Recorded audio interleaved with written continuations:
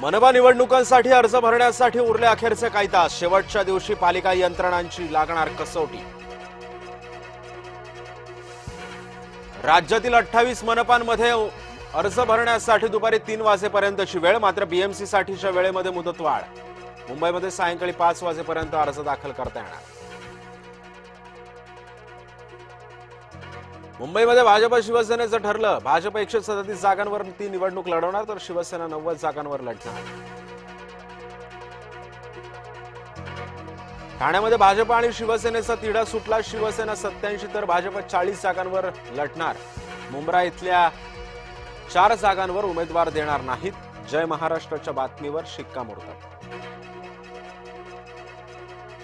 ठाण्यामध्ये काँग्रेस पक्ष कार्यालयामध्ये कार्यकर्त्यांची हाणामारी. एबी फॉर्म वाटपावरून काँग्रेसमध्येच राडा. राड्याचा व्हिडिओ जय महाराष्ट्राच्या हाती.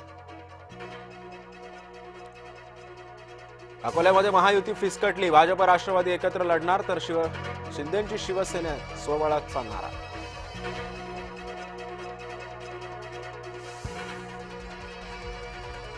महेंद्र थोरवेंना सुनील तटकरेंशिवाय कोणी दिसतच नाही. तटकरेंच्या अवतीभोवती यांचं आयुष्य फिरतंय. आदिती तटकरेंनी थोरवेंना सुनावलं. मनसेचा एबी फॉर्म मिळणार काही तास आधी. पहिल्या 50 उमेदवारांना देण्यात येणार एबी फॉर्म. आज दुपारी 4 वाजेपर्यंत एबी फॉर्म सुपूर्द करण्याची शेवटची वेळ. मी पुंडलिक झालो होतो पण विठ्ठलानंच वीट फेकून मारली. राज ठाकरेंबाबत प्रकाश महाजनांचं सनसनाटी वक्तव्य. भांडूपमध्ये बसनं 4 ते 5 जणांना चिरडलं. अपघातामध्ये 4 जणांचा मृत्यू. राज्य सरकारकडून मृतांच्या वारसांना 5 लाखांची मदत.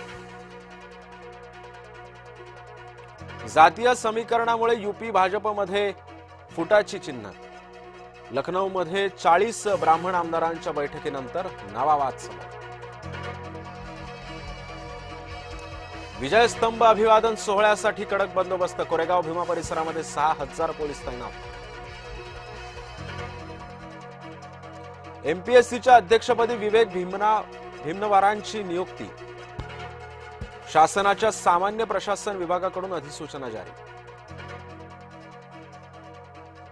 प्रोजेक्ट टायगरला धक्का. फक्त 2025 मध्ये मध्य प्रदेशात 55 वाघ मृत्युमुखी. अनंत अंबानींची साई चरणी 5 कोटींची देणगी. अनंत अंबानींची साईबाबांच्या दुपारतीला उपस्थिती.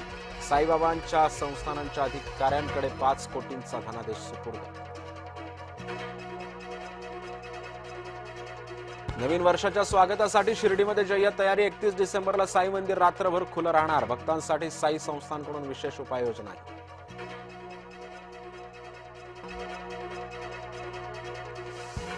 आयएनएसव्ही कौंडिण्य मस्कतला रवाना. नौकेद्वारे प्राचीन वारशाचं पुनरुत्थान करण्याचा प्रयत्न. भारत आता पाणबुडीतून सुद्धा अण्वस्त्र डागण्यासाठी सज्ज. तिहेरी प्रहार क्षमतेच्या दिशेनं महत्वाचं पाऊल.